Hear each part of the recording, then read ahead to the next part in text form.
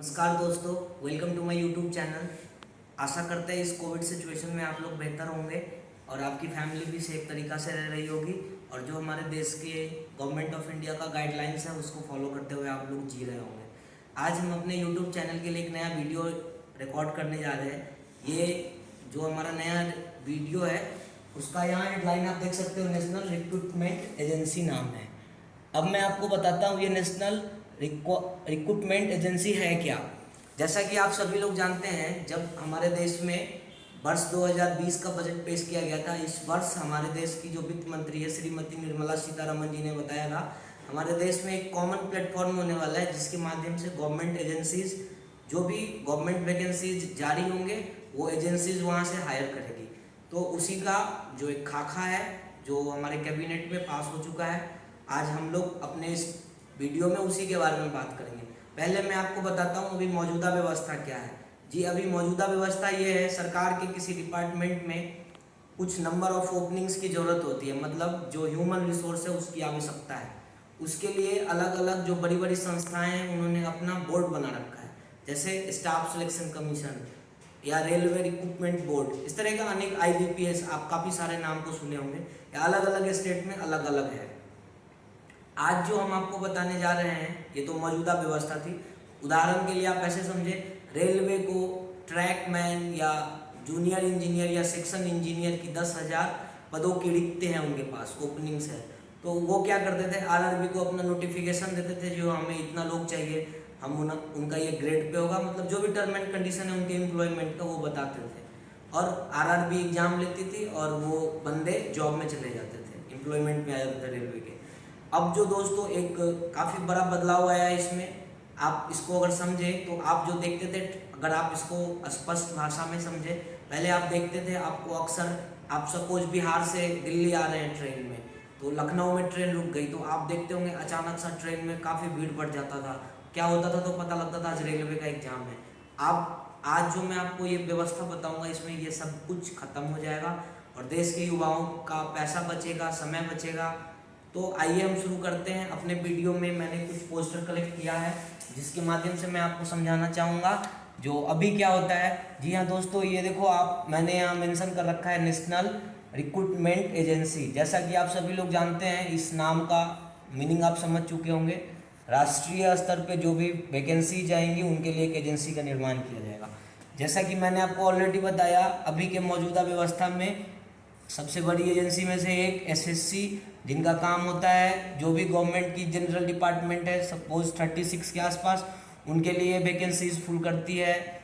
जैसे LDC या MTS वगैरह का नाम सुना होगा आपने, UGC बोल दिया मैंने आपको, LDC, UDC। ऐसे ही रेलवेज के लिए दोस्तों, क्योंकि हमारे देश में जो रेलवे संस्था है वो हिंदुस्तान में करीब करीब 40 लाख लोगों को रोजगार देती है। इसके अलावा दोस्तों आजकल एक IBPS प्रचलन में है जो बैंकिंग परीक्षा लेता है। अब जो ये दोस्तों मौजूदा व्यवस्था था, अब ये लगभग ख़त्म हो जाएगा। अब क्या होगा दोस्तों, एक CET नाम का टेस्ट होगा, कॉमन एलिजिबिलिटी टेस्ट। इस टेस्ट के माध्यम से दोस्तों क्या होगा, वर्ष में ये मतलब शुरू कब से होगा, तो अब तो ये 2020 में अमेंडमेंट लागू हुआ है, तो 2020 को तो अब कोरोना में ही ख़त्म मान लो, ये 2021 से चालू होगा दोस्तों। इसमें क्या होगा, सबसे पहला चीज़, साल में 2 बार परीक्षा होगी, मतलब हर एक 6 महीने पे एक बार एग्ज़ाम होगा। उस एग्ज़ाम में भी एक बार में मैक्सिमम 3 करोड़ लोग बैठ सकेंगे, जो आज के आबादी के दृष्टिकोण से पर्याप्त संख्या है। कई बार आप ऐसा सुनते होंगे, जो मैं आपको उदाहरण के लिए बताता हूँ, अभी जो मैंने आपको रेलवेज़ का उदाहरण दिया, अभी 2019 में रेलवे की काफ़ी बड़ी वैकेंसीज आई थी, तो वहाँ पे दोस्तों क्या हुआ था, जो RRB बोर्ड थी उसने हाथ खड़ा कर दिया, जो हम आपका एग्जामिनेशन नहीं ले सकते हैं क्योंकि मेरे पास इतना बड़ा मैन पावर को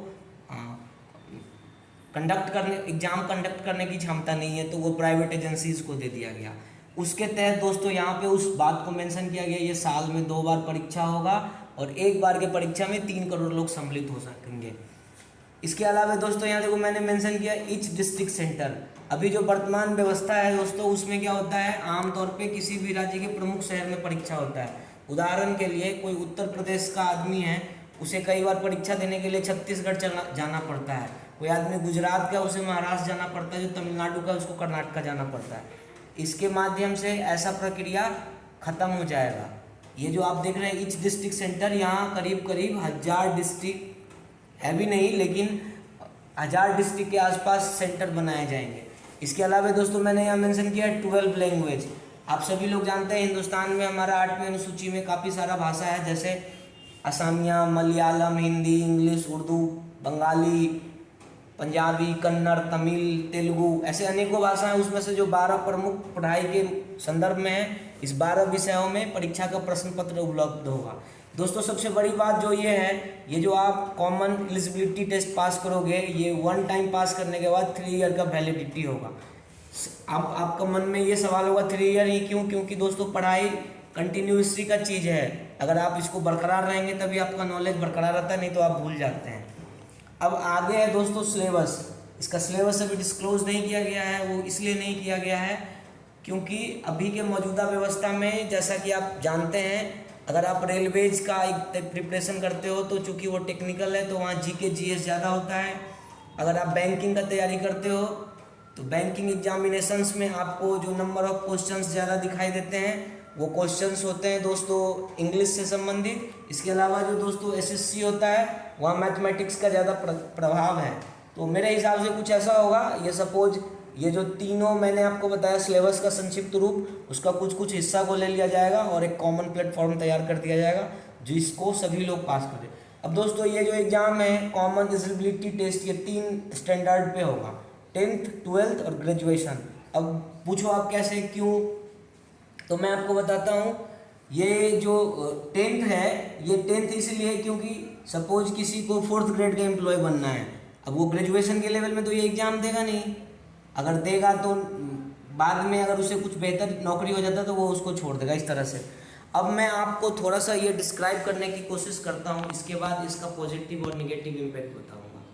दोस्तों इसका जो सबसे बड़ा ब्रॉड फायदा है वो फायदा ये है, अभी आप देखते होंगे जो हमारे देश के शैक्षणिक संस्थान में पढ़ने वाले बच्चे होते हैं उनमें अक्सर ये कन्फ्यूज़न क्रिएट होता है, जो अगर हमें रेलवेज का के जॉब में जाना है तो हम किस चीज़ का प्रिपरेशन करेंगे, क्या फॉर्म डालेंगे नहीं डालेंगे, उन्हें कोई गाइड करने वाला नहीं होता। अब जो ये दोस्तों एक कॉमन CET का मैंने आपको नाम बताया, इसके तहत क्या होगा, इकट्ठा एक प्लेटफॉर्म में सब कुछ ऐड हो जाएगा जिससे हर एक जो स्टूडेंट है वो पढ़ेगा और उसे पता होगा।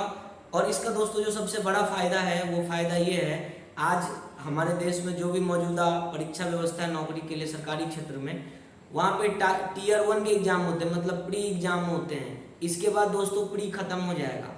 उदाहरण स्वरूप मैंने जैसा आप सपोज 100 नंबर का परीक्षा है, इसमें आपने 80 मार्क्स लाए या 70 मार्क्स लाए या 60 मार्क्स लाया आपने, तो अगर बैंकिंग सेक्टर को ज़रूरत है आपकी या आप जैसे लोगों की, तो उन्होंने एक कॉमन प्रोग्राम के तहत वो बता देंगे जो हमें ऐसे कैंडिडेट्स चाहिए जिनको 80 मार्क्स आया है। इससे क्या होगा, जो बड़ा वैकेंसीज है जो मतलब गैदरिंग हो जाता है वो ख़त्म हो जाएगा। इसी तरह से अलग अलग गवर्नमेंट की जो डिपार्टमेंट है उनका जो क्राइटेरिया है वो उस हिसाब से लेगी। सीधा वो प्री मेंस का एग्ज़ाम ख़त्म करते हुए डायरेक्ट अपने डिपार्टमेंट का कंसर्न एग्ज़ाम लेगी, जिससे क्या होगा, जो एजेंसीज हैं उनका टाइम बचेगा और बच्चों का भी पैसा और बहुत सारा रिसोर्स बचेगा। इसके अलावा मैंने यहाँ कुछ लिखने का, अब जो सबसे बड़ी बात है दोस्तों वो ये है, अगर जैसा अभी हमारे मौजूदा व्यवस्था में होता है vacancy generate in each year, अब साल में ये तो 2 परीक्षा होगा। अगर कोई 3 ईयर तक पास करता है तो मतलब 3 गुना 2 बराबर 6 टाइम्स वो एग्ज़ाम को क्वालिफाई कर जाता है और वैकेंसीज ही नहीं आता है। अगर वैकेंसीज नहीं आएगा तो दोस्तों इस परीक्षा का कोई फ़ायदा नहीं है। अगर वैकेंसीज आए तो इससे बढ़िया कोई चीज़ ही नहीं है। और दूसरा दोस्तों यहाँ मैंने लिखा है क्वालिटी कैंडिडेट। जैसा कि आप देखते हो हमारे देश के मौजूदा व्यवस्था में रेलवेज में एक चपरासी की वैकेंसी आती है तो PhD पास लोग फॉर्म भर देते हैं। इस सिस्टम के तहत जो भी होगा यहाँ 10th 12th ग्रेजुएशन, जिसका काफ़ी बड़ा फ़ायदा मिलेगा जो एजेंसीज लोगों को हायर करेगी उनको, इसीलिए मैंने यहाँ लिखा क्वालिटी कैंडिडेट। अब दोस्तों limited number of person can apply. पहले क्या होता था, जैसा अभी मैंने आपको बताया PhD वाला एग्जाम्पल, या सपोज अभी रेलवेज का कोई फॉर्म आता है उसमें बोला जाता है हमें आईटीआई चाहिए या डिप्लोमा चाहिए या बीटेक चाहिए कोई टेक्निकल पोस्ट के लिए। वहाँ क्या होता है दोस्तों, जहाँ आईटीआई वालों का भी ज़रूरत है वहाँ भी बीटेक या डिप्लोमा वाले भर देते हैं। इस एग्जामिनेशन के तहत वही लोग फॉर्म भर पाएंगे जो जिन्होंने इस एलिजिबिलिटी के तहत परीक्षा दिया है।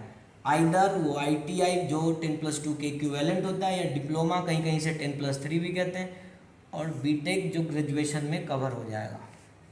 अब दोस्तों आज हमारे देश की जो मौजूदा व्यवस्था है उसमें सबसे बड़ा चैलेंज यही है, जॉब क्विट नंबर जो मतलब ये अभी मैंने आपको बताया डिक्रीज हो जाएगा इस सिस्टम के तहत।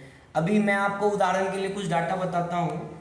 अभी बिहार में टीईटी का एग्ज़ाम कंडक्ट कराया गया था, उसको पास करने वाले काफ़ी बड़े संख्या में, मतलब उनकी लगभग जो पासिंग स्टूडेंट थे वो 3 लाख के आसपास थे।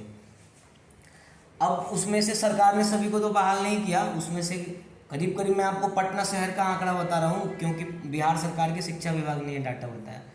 पटना में करीब करीब 14,600 समथिंग, मान लो मैं यहाँ मेंशन कर देता हूँ, नंबर्स ऑफ टीचर जॉब में आए।